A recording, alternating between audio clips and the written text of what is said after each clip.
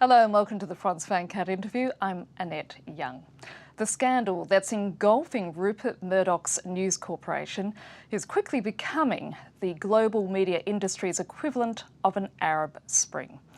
The Australian-born tycoon, once seen to be invincible, is now battling to save his global empire. Writer Jonathan Schell, who's also a fellow at the Nation Institute, who's followed closely the rise and rise of Rupert Murdoch, joins me today from New York. Jonathan Schell, thank you so much for joining us.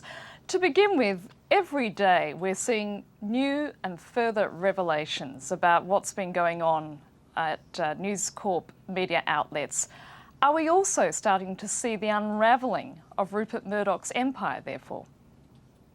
Well, I think your analogy of the Arab Spring is a good one, and especially with Hosni Mubarak, who, as you know, is also in his 80s, like Rupert Murdoch. So I think it comes at a very vulnerable moment in the life of the enterprise, and that is sort of on the edge of a transition.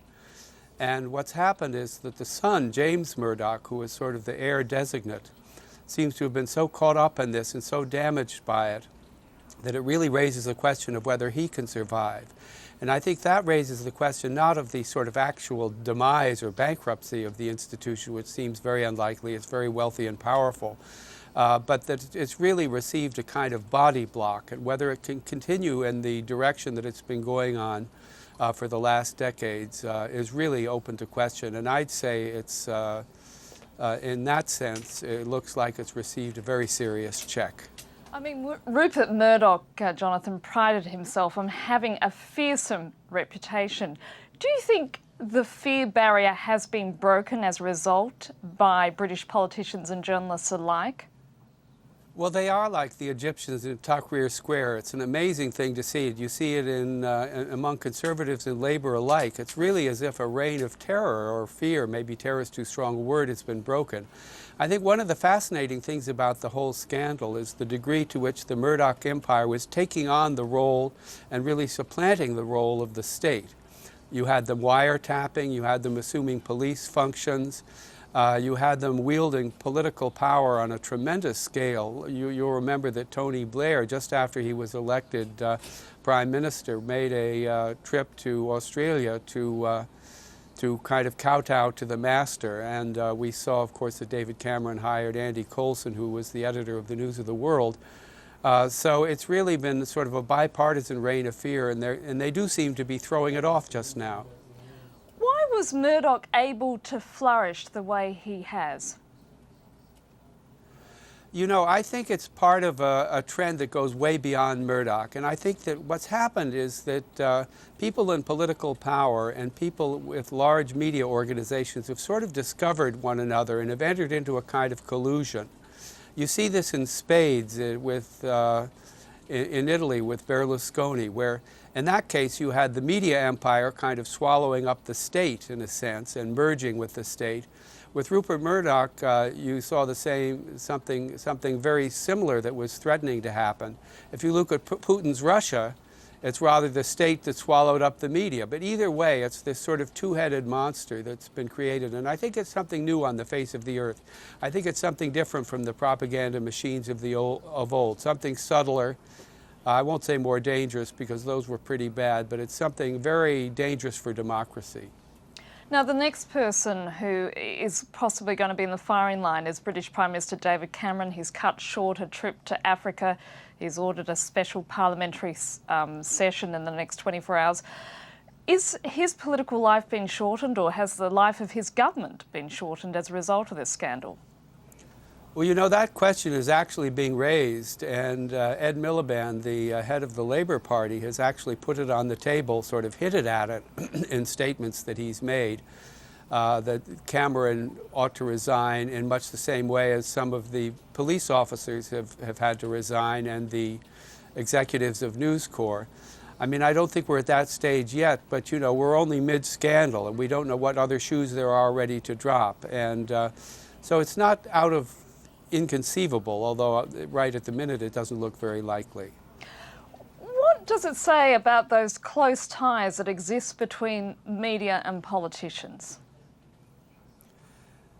Well, I think you've got a kind of unholy alliance that's been developing, and it's something that goes way beyond, as I say, the news of the world or Rupert Murdoch. There's been a kind of transformation of journalism into a corporate structure owned by gigantic combines, and they are players in politics on a big scale. And with the news corporation sort of took it a step farther. Here in the United States we have Fox News, which is a kind of relentless purveyor of really of right-wing sort of party line. That's something different from the whole phone hacking, but it's all part of the same phenomena, which is the media sort of assuming the functions of a state. It's something new. Do you see the anger that we're now seeing in Britain crossing the Atlantic and occurring in the United States?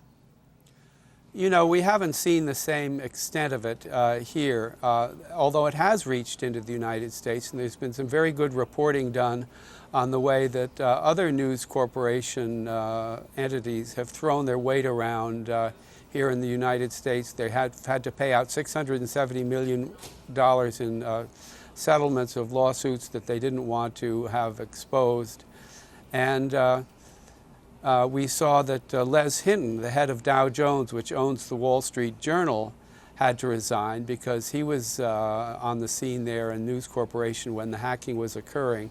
So it's kind of reached over here, but it hasn't reached anything like the proportions that we see in Britain. Do you think there is a potential that it could, however? Yes, I do. There's been one report, and it's not been corroborated, I should emphasize. There was one story in, I think it was the Daily Mirror in Britain, I hope I don't have that wrong, that a policeman here in the United States, or a former policeman, had been queried about hacking the victims of the 9/11 attacks in the United States. Well, if that turned out to be true, and we don't have confirmation of it, I should emphasize, that would put the British scandal in the shade, and that would be the H-bomb.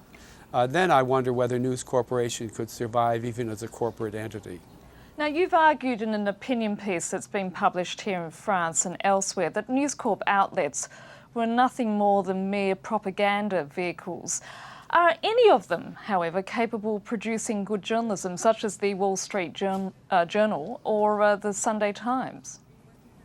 Oh yes, there's a mixture, but there's an overwhelming predominance and preponderance of really right-wing sort of party line. And they exert, for instance, if you look at Fox News here in the United States, it's run by Roger Ailes, who was an operative of Richard Nixon and helped to bring him to power, and other Republican presidential and other candidates. And so there's a kind of seamless web in that case, which is really the most salient arm of the Rupert Murdoch Empire here in the United States. There's been a political reach that goes very, very deep. But there are, of course, other journalistic enterprises, such as the London Times and so on, and the Wall Street Journal, where there is good journalism, but always there's this right-wing slant. Now, veteran American journalist Carl Bernstein has said that this scandal bears more than a passing resemblance to Watergate. Would you agree, Jonathan? Yes, absolutely. I do agree. I think that there's one difference, though, and that is that the allegations that, well, it's now fact, it's confirmed fact, that there was the hacking into the telephone of the murdered girl, is, you know, they always say in reference to Watergate that the cover-up was worse than the crime, and that became something of a saying here in the United States.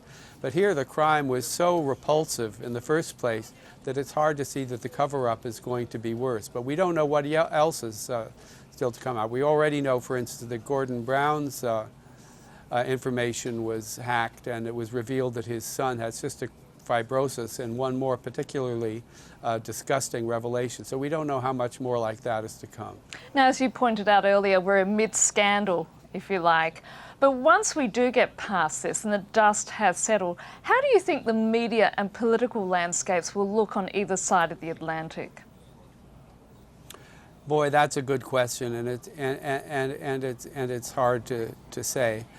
What I'd like to think, and maybe I should express my hope, is that this kind of merger of state and media enterprises would be checked, at least to some extent, but maybe that's too optimistic.